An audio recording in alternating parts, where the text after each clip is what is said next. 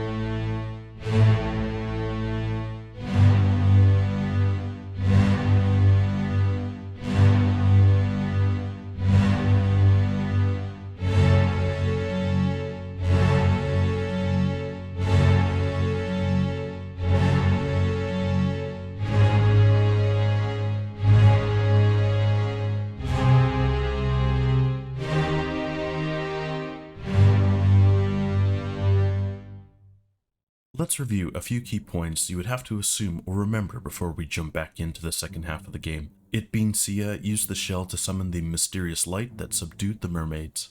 The shell itself is still submerged in the Quicksilver in the chest. Second mate Nichols, having no chance of rowing back to land himself, packed up the mermaids plus 2 extra shells onto the skiffs and went back to the Obra Dinn without a plan. Unbeknownst to the danger forewarned, off-screen, we have the non-murdered crew moving the treasure, the mermaids, and Philip Dahl to the lazarette. If one shell could attract such dangers, having 2 in possession calls out to the creatures of the depths.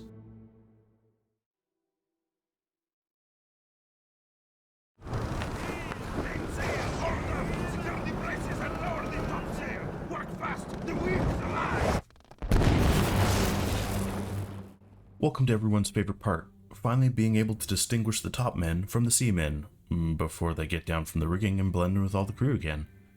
In this scene, Huang Li was lucky enough to get struck by lightning before any of those scary looking creatures happened to get on board. If we were Bank, we would have asked him for his ID, and would have seen him lift his pants up high enough so that we could see his shoes and socks, and then go, yep, that's Huang Li alright. Just like the rest of the Asian top men who showed their ankles and feet in the bitter cold.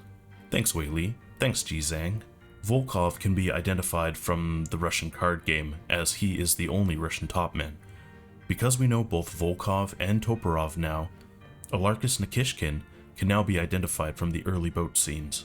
Maba is another topman, whose face is uncovered later on in the game, but his so-called tribal tattoos are what supposedly gives him away as a New Guinean. And trust me, when I went through the first time, I definitely leaned pretty heavily on that unique country of origin to have these weird tattoos compared to the other top men. It sounds weird, but when I think Papua New Guinea, I think around Indonesia, and honestly I would have expected a little bit of a different skin tone, dot pattern, or improved graphical representation. Lewis Walker and Nick Botterill can't be fully identified yet, but Nick is coming up shortly. If we look down, we can see everyone is trying to weather the storm before those huge nope gets on board.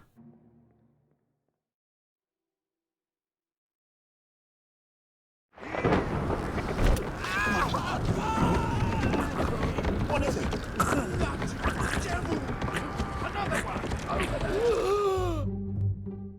Nick Botterill, who was shown on the side rigging earlier, is the first to greet the crab spider things and get it over with. The importance of this part is more connected to part 3's dialogue when the crew retreats and Nick is identified by name. Huang Li falls from the rigging to the place you'll discover him later on the ship.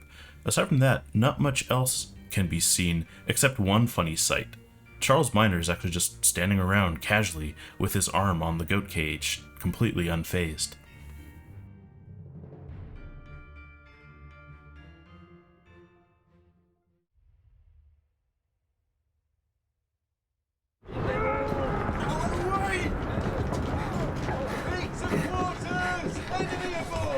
What's going on? Stay back! It's already done for Nick. Hey! Come on, boss! No, get there! Hey! Cat! Here we have the Carpenter and the Carpenter's mate together. Marcus Gibbs identifies himself when he addresses Winston as boss. You can obviously use the X in the dialogue to see whose fate is revealed. The alternative being, "Hey, catch," is what he says when he uses the action to show what he's doing. In the scene, someone states, "It's already done for Nick," identifying Nick Botterill in the earlier scene, or if you really want to see it, you can simply go back up on deck and see that there's two corpses, one belonging to Hong Lee, the other for Nick.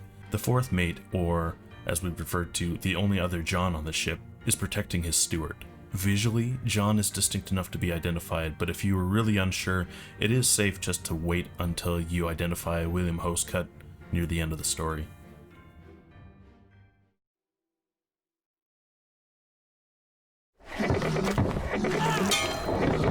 We're no use!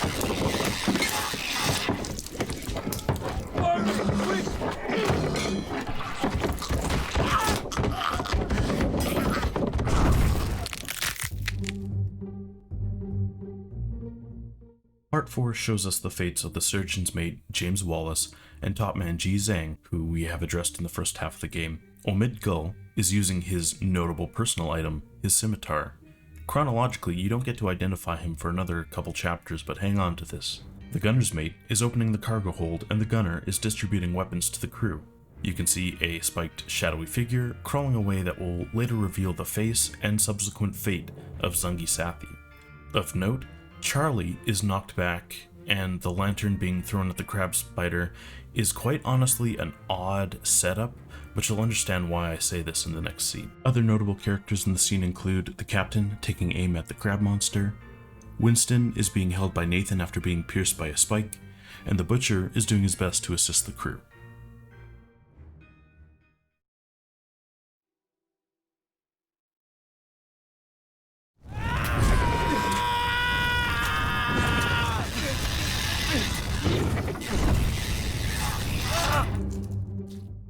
Okay, how or why did Charlie end up on the back of that crab monster after being knocked backwards and destroying the gate of the animal pen?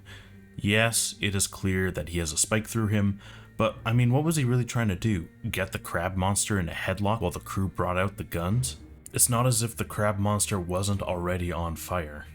Outside of Hirschtick's death, we can see the continued crawl of a very alive Zungi Sathi, but unlike Zungi Sathi, the poor butcher is currently spiked to the wall, counting his last seconds until the scene that seals his fate. This was a really busy scene that sets up the characters to be in place, but really, otherwise there's nothing too notable about it.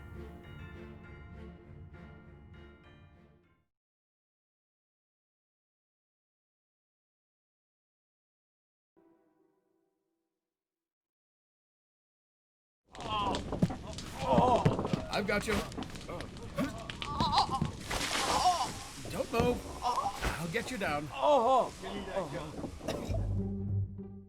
The butcher is being, quote, helped down by the surgeon, who can really only be reassuring until the butcher passes. I mean, that's a lot of spikes. This scene to me was notable for two things. One, the moment where it felt like there was a really odd break in combat where everything just kind of paused for a moment. And second, really how far Zungi Sathi managed to crawl away, showing that quite a bit of time had passed. Most of the ship is walled off or unviewable, so we can really focus our attention on the crew members with guns and Zungi, who is crawling off to be alone.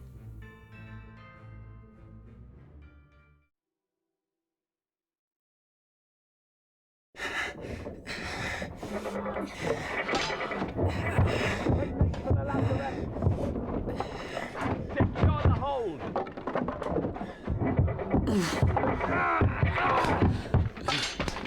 Someone shoot the damn thing! The ship's mate's cause of death should be more easily understood with the timing of the dialogue. It's clear that he dies with the timing of the gunshot and mentioning of shooting. I will say this though, Zungi's identity was a harder one for being just completely less obvious. It is true, the stewards, the midshipmen, and the mates all kind of dress similar, but I couldn't connect his attire to his position. And visually, he didn't look immediately in any sort of Indian feature. On top of this, his job was general ship duties, and was only really shown in a couple scenes outside of this spike and crawl phase. To me, this always seemed like the one person who wouldn't be associated with any person except for the ship that he was tasked to care for, like a custodian taking care of a building or a school. His death with no one around made me draw my conclusion there. If you looked inside from this limited vantage point, you would see multiple people with guns, but there's only one pointing the gun towards Zungi. That person is Charles Minor. At this point, you can't zoom in, but from other scenes, you can figure out what Charles Minor looks like. But you won't have to worry about this until the bosun identifies him. The other important identification can be done at the end of the small walkway, where we can see the purser, Duncan McKay, hiding away in his purser's office.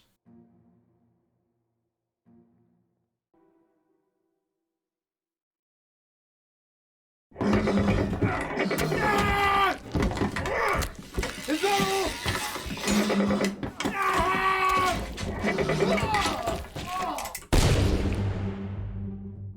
For anyone who watched my Identities video, this was one scene I somehow skipped over during the review, and people were like, you forgot something, and rightfully so. This scene is so much more awesome, as Winston should get double credit for single-handedly killing the last crab monster. Call it speared, spiked, clawed, whatever. He died by being a damn headshot king. Not much else to see in this scene aside from Alexander Booth being visible to help understand Hamadou Diom's identity in earlier chapters.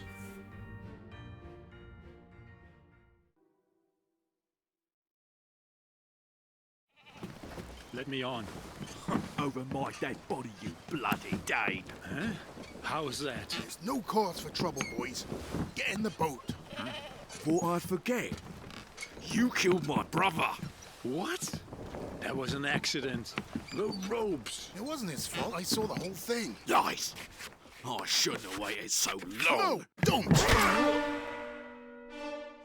Here we have Lars Lind being identified as a Dane.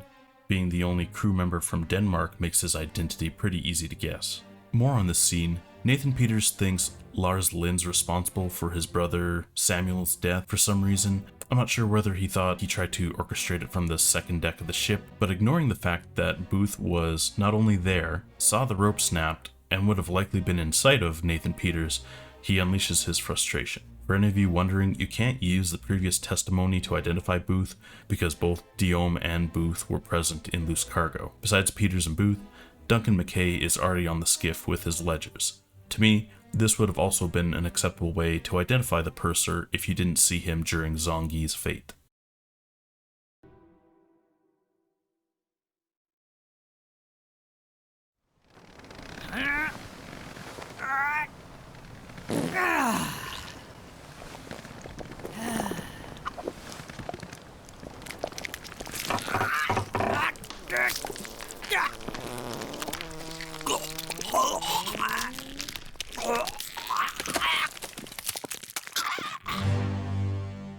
The Dooms Part 2 ends with a doomed Spratt's number 2. Edward Spratt, seen here, is the ship's midshipman. Okay, enough puns. Spratt is easily identified when you first see him in this death.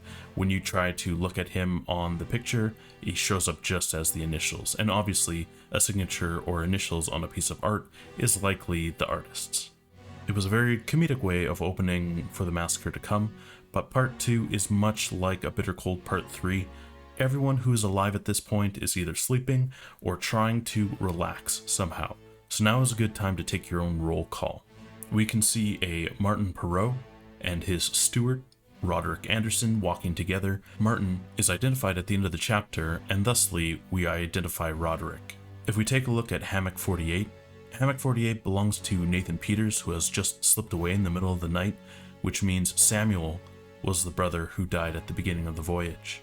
Number 57 is Alexander Booth's hammock, and this is how we tell that Diom died in the earlier chapters. George Shirley can be identified as he is hanging out with Wei Li.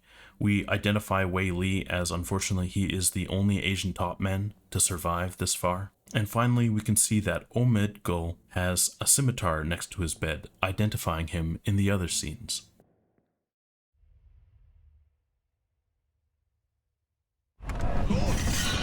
My hands. Aim level. Ready.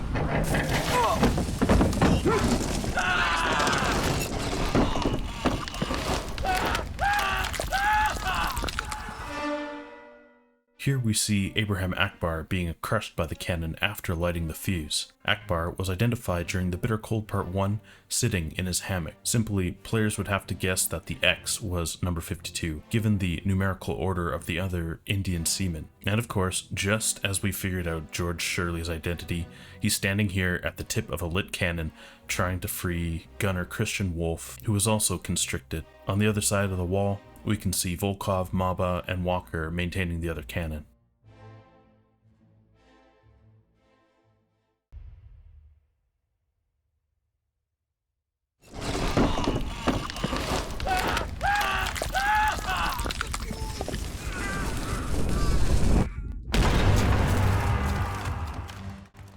In a flash, we see what remains of Christian Wolf, and nothing that remains of George Shirley. Both are assumed dead, and Shirley's death is one of those disappearances at the end of the chapter to solve. We can see that the force of the blast propels the cannon into the wooden wall, shaking everything loose and knocking the crew back on the other side. This is the setup for more disaster to come.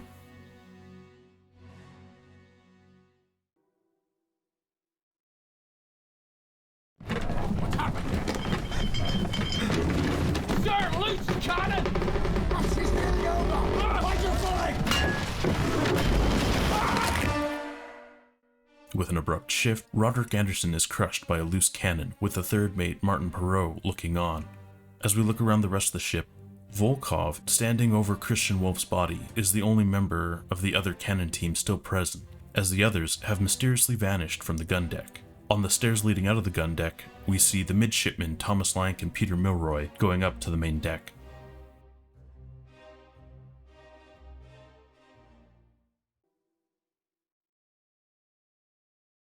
Get to the main bit, quick!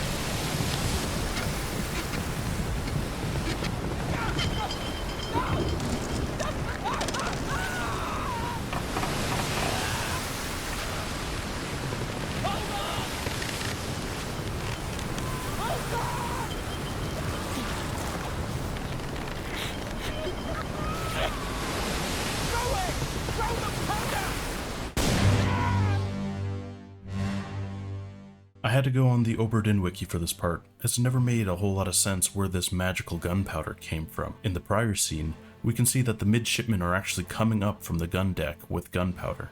Peter Milroy is grabbed by the Kraken, and Thomas Lank is trying to pull him back onto the deck. In a desperate attempt to try and save his life, he's told to try and throw the gunpowder, but it detonates near Milroy. Peter Milroy is identified later on by Thomas Lank in a dying confession, which solves all of the midshipmen's identities. As we look around the deck, we have Maba hanging off of a railing, with the gunner's mate and the bosun trying to get on deck with guns. In this scene, we can note another disappearance. The crewmate in question is Omid Gul, who can be seen falling overboard.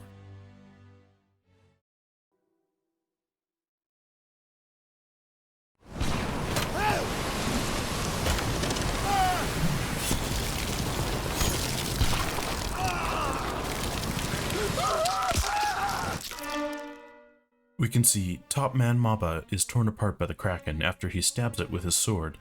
Of note, we can see the skiff with Peters, McKay, and Booth, showing they really didn't make it that far and was flung up, throwing everyone into the sea. To give some perspective on crew continuity, on deck we have the gunner's mate, fourth mate, bosun, bosun's mate, Volkov, second mate, and Wei Li fighting the Kraken. Outside of view, we have Lewis Walker climbing up the rigging, and of course Thomas Lank finding a nice spot on the floor to die.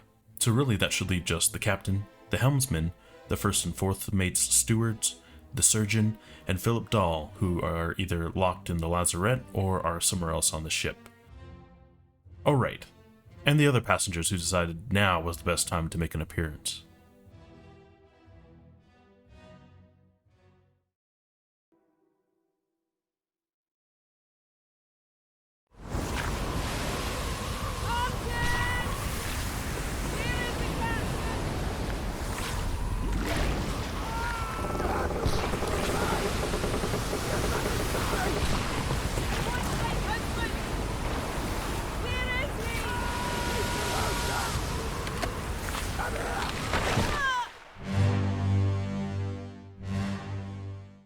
Here we have Abigail's first and only live appearance before she's knocked into Thursday by that falling mast. She gives us Martin Perot's identity when calling out to him, which solves his identity as well as his steward's. Abigail's identity could be a bit misleading if you're playing in chronological order, as she asks for the captain and then for her husband, which technically because of her last name could mean the captain or first mate. New to the exciting party is Emily Jackson and Miss Jane Bird, who had been accompanied by Paul Muss until now. At this point in the game, you can tell the two women apart by the ring on Jackson's finger. Okay, there's a lot of people in the scene, so why don't we just make this fun and play a game called Who's Gonna Make It Into the Next Chapter? First we have the bosun, who is grappled by the Kraken, but he doesn't die. One for one, let's do this. The bosun's mate, who is trying to free the bosun by attacking the Kraken. Oh, he has a disappearance in this chapter. Okay, one for two. The helmsman is being pulled up by the leg by the Kraken. Yeah, he's dead for sure. One for three. Wei Li tries to climb up high, and he gets grappled by the Kraken. Yeah, he's dead. One for four. Martin Perot trips and falls on his sword, but he doesn't die. Two for five. Walker is dragging Maba's body around for some reason, so he doesn't die? Hey, look at that. We only lost 3 other people in this scene. I wonder what the captain's up to.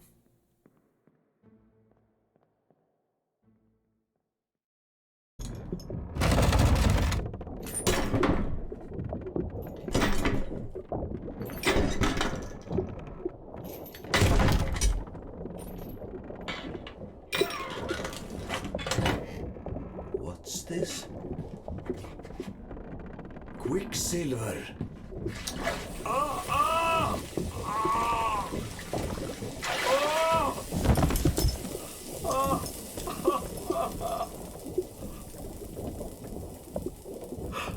Herre min Gud!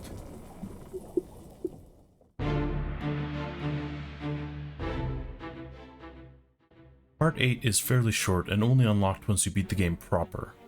Part 8 does 2 jobs. 1, to tie up how the Oberdin was saved, and 2, to create more questions that will never get answered. So as we look, Philip Dahl was smart enough to break away from his chains and open the chest. He was smart enough to identify the Quicksilver in the chest and likely saw the shell.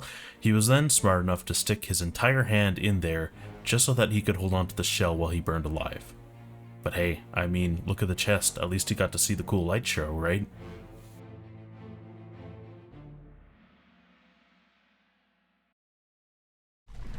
Call it off, damn you! This is your Kraken! You brought it here! Send it back!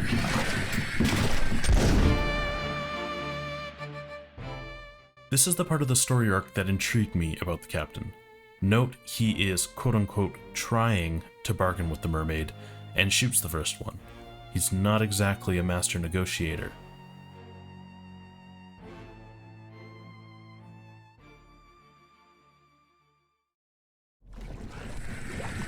I'll kill every last one of you monsters!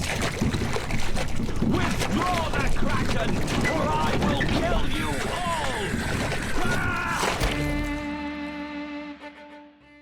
Oh, so the master negotiator then says, withdraw the Kraken or he'll kill them all, and then stabs the second mermaid. Maybe he just realizes that the mermaid can't be reasoned with, or maybe he's just not the master negotiator he thinks he is.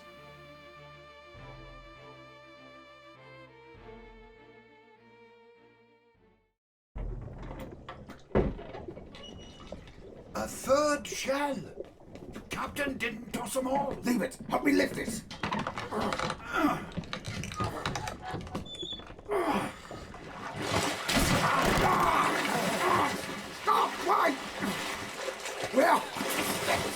going! Give it the shell! Eh? Do it! Hoist it out. To the main deck. Throw it over. Lock the door when you leave. Get the tail, boy.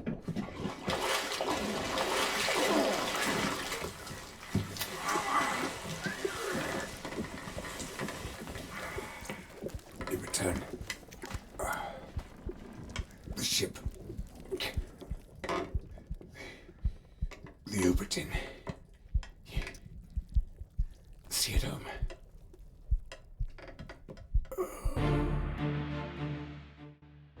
It's sad that Martin Perrault figures out how to solve the conflict but is killed by the mermaid. But figure this out. The captain threw out the other 2 shells, into the ocean, let's say, that the mermaids originally had, but didn't look in the treasure chest that had an entire mutinous crew trying to steal it to see if there was something else at play here. And more so, did he not even bother to look up while negotiating to see that Doll was holding another shell? It's just kind of baffling.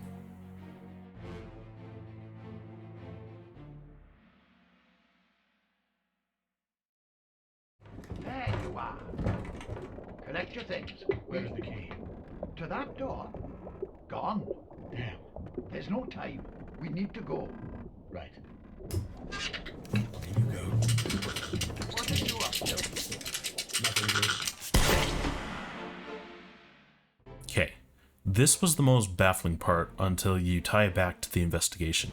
Henry Evans is the one who sends you the watch, which can see how people died, so he knew how to use it. And knowing this, he killed his monkey so someone would be able to go back through everything and make a record of it. But realistically, if you think about this, it begs me to wonder, was he a good doctor? Or was he called a surgeon just because he was a mortician with the power of hindsight? I mean, the whole fact that he killed his monkey because they lost the key and you could get into the room is kind of weak, don't you think?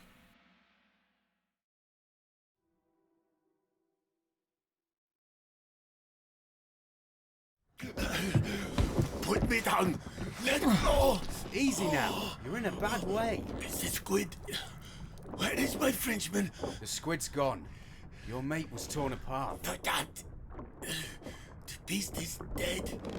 How? How did you kill it? We didn't. It left with the storm. Captain came up from the hold. Said he chased it off. You should rest. A curse like that does not live for nothing.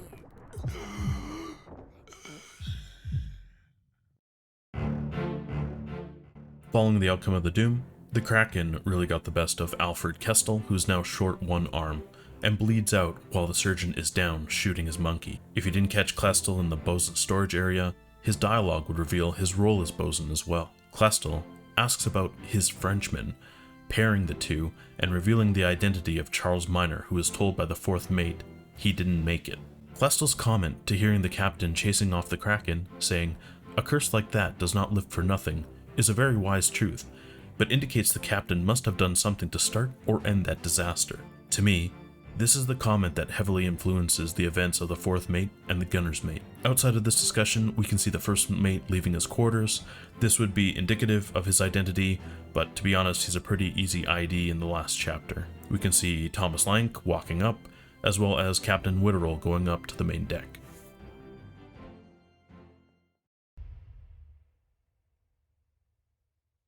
Last one. Move quick. You'll not take the last one. Oh, look out!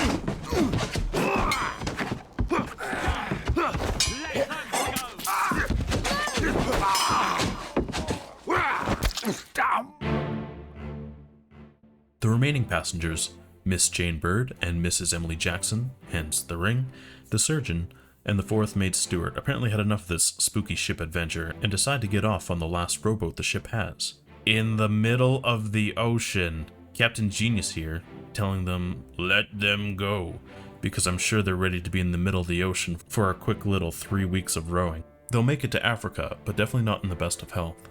On deck, because of the commotion, you can see Brennan and Hostcut running over to assist. Below deck, you can see Lank leaning in on the pending conversation to follow.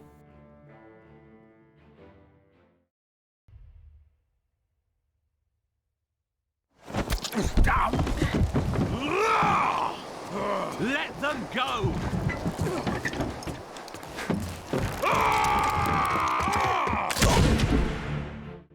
Emily Jackson has been around long enough to know that you don't bring a knife to a gunfight, and puts Volkov in his place before any other crew member takes action. Really, there's not too much else going on in the scene. Top deck is so boring, so why don't we check out the lower deck? Oh, here we can see a door has magically opened, and the gunner's mate is running up to Lank with a knife. Maybe he has fresh muffins, but not enough for everyone to have their own?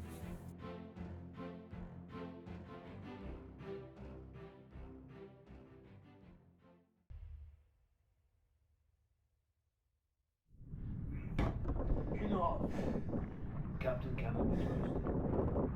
You have a plan? Yes. Take ship and sail east. Trade racing fish and shells for gold. Hey, who's there? Mutiny! Mutiny! Fresh bastard! No!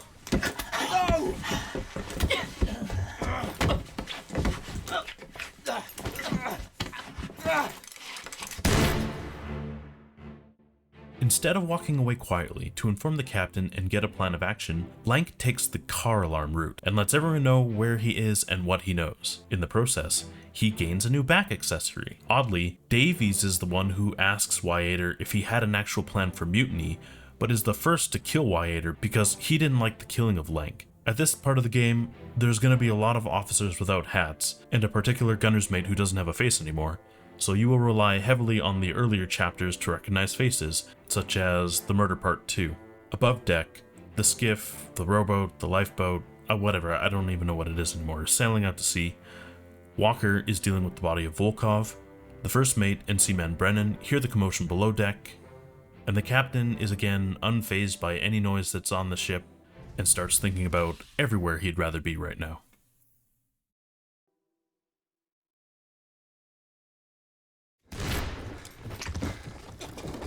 What's all this, you damn fool? Brennan, unsure of what to make of the situation, asks what's going on and then clubs the fourth mate to death before he can respond. Not much else to make of this scenario. Behind him, you can see the first mate is late to follow down the stairs, and notices Lank and the trail of blood he leaves behind.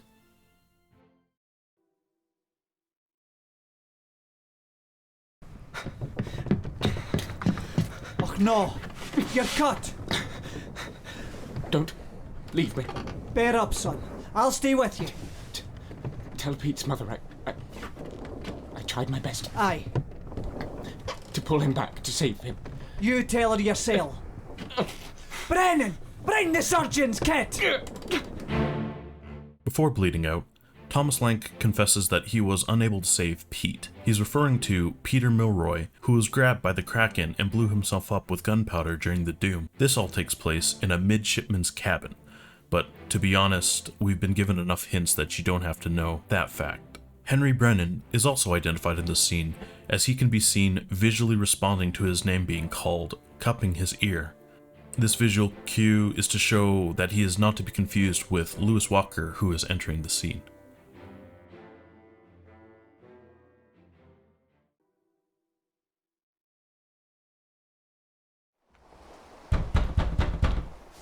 Captain! Open the door! Kick it in. Ah! Lest we break it down and take more than those shells! You bastards may take exactly what I give you! There appears to be a significant gap of time here, and missing exposition that could have been cut. Between the remaining crew learning about the shells that we were told in the bargain were all thrown overboard, and the ghost of Olis Wyator apparently convincing the crew to mutiny, they decide to assault the captain. One thing that I'd like to point out, Brennan says they should kick the door in, but of course the door opens the wrong way, so that's really a bad idea. We can't quite identify Hostcut yet. If we look up top, Lewis Walker is going up to... Oh, holy shit, this is the poop deck. Wow, I guess you learn something every day. Anyways, he's the clever one, and he's gonna go around back to get the jump on the captain.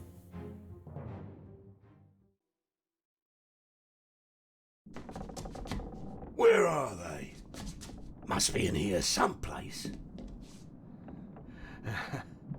They're at the bottom of the sea. That's a lie.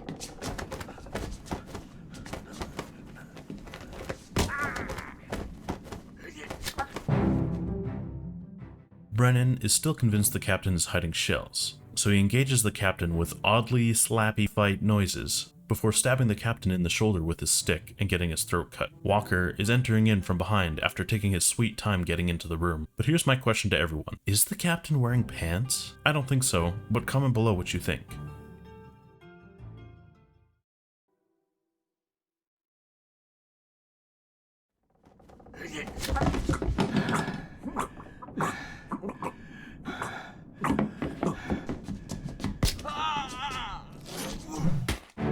There's no way he's wearing pants. I mean, in this scene, we can see Lewis Walker is getting his wagon fixed after surviving this entire trip. In chronological order, his identity would have been really straightforward and make a ton of sense, as he is really the only other crew member alive that isn't the captain. To be fair, he was pretty close to being captain. If you wander around, you can find Abigail in her final resting place.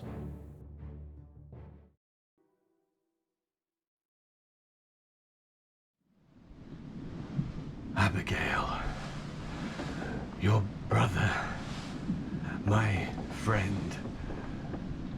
I shot him dead. I'll be with you soon, my love.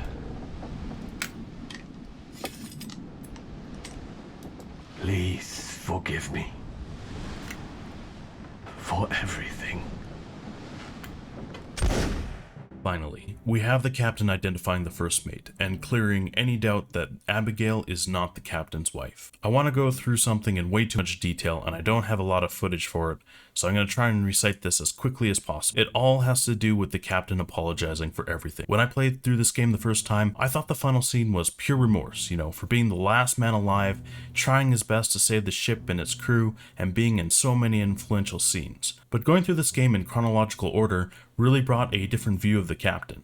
A captain who let a passenger be falsely executed by self-confession, ignored countless gunshots and screams during the second mate's abandonment and kidnapping, admits to knowing nothing about the cargo brought on his ship, doesn't even press that much into the cargo that was worth abandoning the second mate's position, but also likely attracted mythical mermaids, is told about the dangerous shell but doesn't bother to look in the chest after every Formosan has perished, doesn't know his own steward enough before he snaps, throws 2 glowing seashells into the sea, negotiates the ship's release by shooting a mermaid, and then stabbing another mermaid, and then leaving the room with a giant glowing shell in the hand of his dead steward. He doesn't check on the guy with only one arm before heading up to the main deck. He lets the surgeon go instead of attending to the wounded. He lets the surgeon and friends go with only one remaining lifeboat. He waves his pistol around while Volkov kills Moss, almost lets passengers get killed by Volkov, and does nothing while the crew kills each other. He then loses all the crew's confidence as a mutiny appears on everyone's mind. He doesn't defuse a single situation, and in the end, he's stuck manning a ship adrift at sea by himself and gives up on life. Really, if you think about it, he should be apologizing for everything. And most importantly, if you have a giant magical seashell that attracts monsters from the sea, don't get on a giant boat.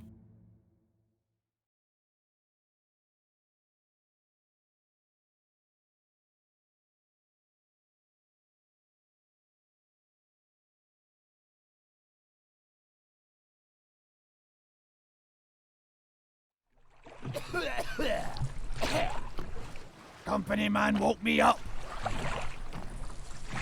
Said you'd need ferry to the Obra Dinn. Not many eager for that job. Seems a bit late if you ask. I didn't. What's in the box? I don't know. Hoist it up in a few. Hey! Ow! Carefully. Okay, easy. You went through 4 years of actuarial school for this. Oh, stupid shaky boat. I mean, the boat's seen some better days, but I mean, let's just see if we can't figure this all out.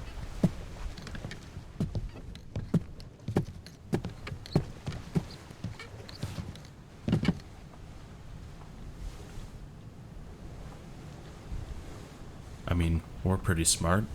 We got a little bit ahead of us, but why not? Let's give it our best shot.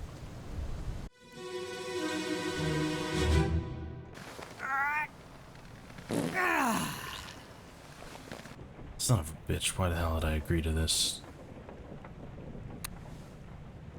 Should have listened to everyone else and just opened up a restaurant or a bar. Half these deaths didn't even make any damn sense with a magic pocket watch, and prefer to never touch this stupid thing again. I guess I can at least file my report.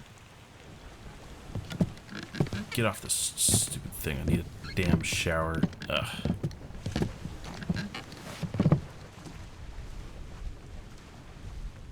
We should go. Storm's nearly about, so we won't be coming back.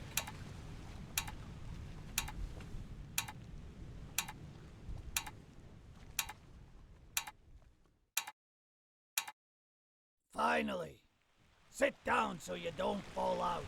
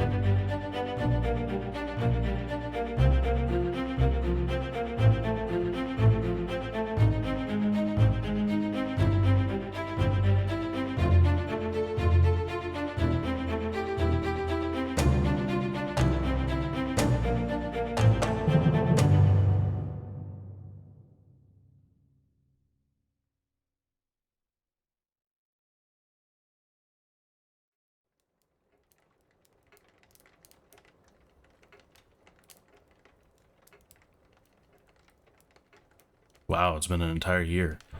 Glad I don't have to think about that damn Obra Dinn.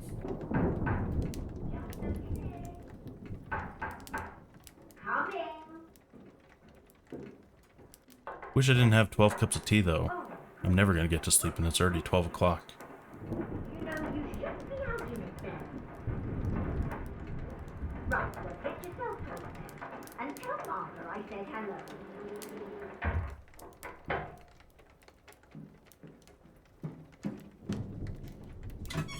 Can you believe it? A package at this hour? Oh, the thing smells just dreadful. Better you don't open it inside. I'll be turning in now. Tea's in the kitchen if you need. A package for me?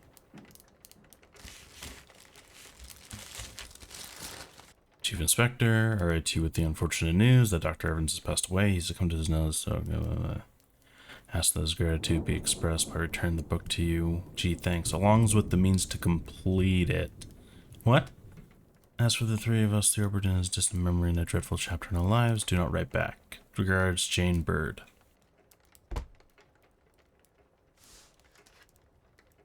Please finish this tale. Who? Oh, alright, Martin. Martin Perot. Oh god, I don't remember this one, but I think... Oh, what is this? A gift for solving all the names on the Oberdin? Oh! Oh god, what the fuck, Jane? I guess I can take one more look.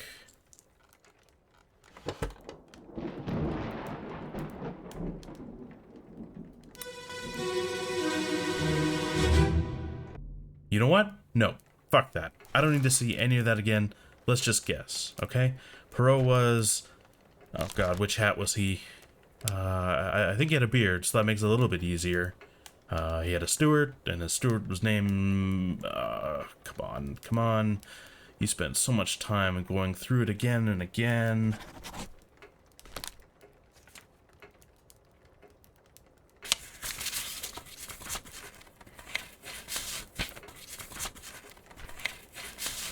Steve? Fuck, there wasn't even a Steve. Okay, whatever. I'm sure that he was just attacked by the beasts, you know, so we'll go tailed. What? Alright. Spiked was its own thing. I mean, everyone was spiked. 50% of the time you were right 100% of the time.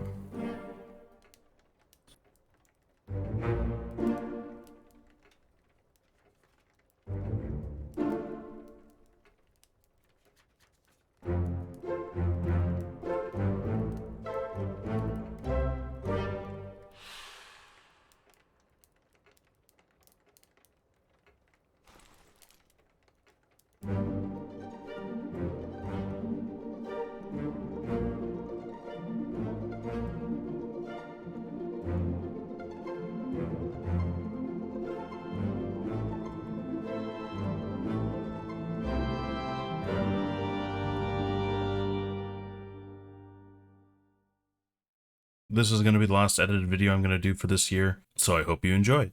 Let me know what you think in the comments below, and as always, thanks for watching, and I'll catch you guys next time.